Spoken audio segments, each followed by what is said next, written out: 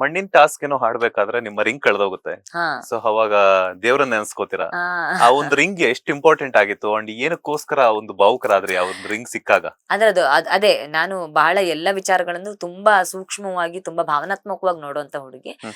Gift ಆಗಿ ಬಂದಿದ್ದ ಉಂಗುರ ಆಗಿದ್ದ ಕಾರಣಕ್ಕೆ ಬೇಜಾರಾಗಿತ್ತು. ಮತ್ತೆ ಚಿನ್ನದ ಉಂಗುರ ಅಲ್ವಾ, ಹಾಗಾಗಿ ಚಿನ್ನದ ರೇಟ್ ಬೇರೆ ಜಾಸ್ತಿ ಹೌದು. ಏರ್ತಾ ಇದೆ. ಆ, ಭಾವನಾತ್ಮಕವಾಗಿ ಬಹಳ ಉಡುಗೊರೆಯಾಗಿ ಬಂದಿದ್ದ ಉಂಗುರ ಆಗಿದ್ದ ಕಾರಣಕ್ಕೆ ಸ್ವಲ್ಪ ಆತಂಕ ಆಗಿತ್ತು. ಬಿಗ್ ಬಾಸ್ ಟೀಮ್ ತುಂಬಾ ಚೆನ್ನಾಗಿ ಹುಡುಕ್ ಕೊಡ್ತು. ಅದಕ್ಕೆ ಹ್ಯಾಟ್ಸ್ ಆಫ್. ಆ ಟೀಮ್ ಮಾಡ್ತಾ ಇರೋ ಕೆಲಸ ಇದೆಲ್ಲ ಅದು ಅದ್ಭುತವ ನಿಜವಾಗ್ಲು. ಸೊ ಅದಕ್ಕೆ ಖುಷಿ ಆಯ್ತು. ಮತ್ತೆ ಅದೇ ನಾವೇನಾದ್ರೂ ವಸ್ತುಗಳು ಕಳೆದು ಹೋದಾಗ ಕಾರ್ತಿವೀರ್ಯಾರ್ಜುನನ್ ಮಂತ್ರ ಹೇಳೋದಿದೆ. ಮತ್ತೆ ನಮ್ ಕಡೆ ಕೊರಗಜ್ಜ ದೈವಕ್ಕೆ ಹರಕೆ ಹೇಳ್ಕೊಳ್ತೀವಿ. ಏನಾದ್ರು ಕಳೆದು ಹೋದ್ರೆ ಕೊರಗಜ್ಜನಿಗೆ ಹರಕೆ ಹೇಳ್ಕೊಂಡ್ರೆ ಸಿಗುತ್ತೆ ಅನ್ನೋ ತರ ಇದೆ. ಮತ್ ಕಾರ್ತಿವೀರ್ಯಾರ್ಜುನ ಅನ್ನೋ ಒಂದ್ ಮಂತ್ರ ಏನಿದೆ ಅದು ಏನಾದ್ರು ಕಳ್ಕೊಂಡಾಗ ವಾಪಸ್ ಸಿಗುತ್ತೆ ಅನ್ನೋ ನಂಬಿಕೆ ಇದೆ ನಮ್ ಕಡೆ. ಸೊ ಅದನ್ನ ಇಟ್ಟು ಪ್ರಾರ್ಥನೆ ಮಾಡ್ತಾ ಇದ್ದೆ.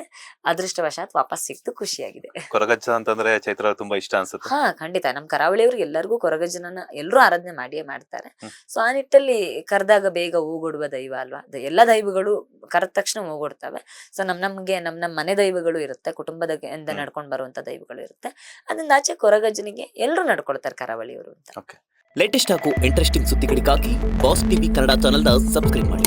ಹಾಗೆಯೇ ಬೆಲ್ ಐಕಾನ್ ಪ್ರೆಸ್ ಮಾಡಿ. ಇದರ ಜೊತೆಗೆ ಫೇಸ್ಬುಕ್, ಇನ್ಸ್ಟಾಗ್ರಾಮ್, ಎಕ್ಸ್ ನಲ್ಲೂ ಮಿಸ್ ಮಾಡದೆ ಫಾಲೋ ಮಾಡಿ.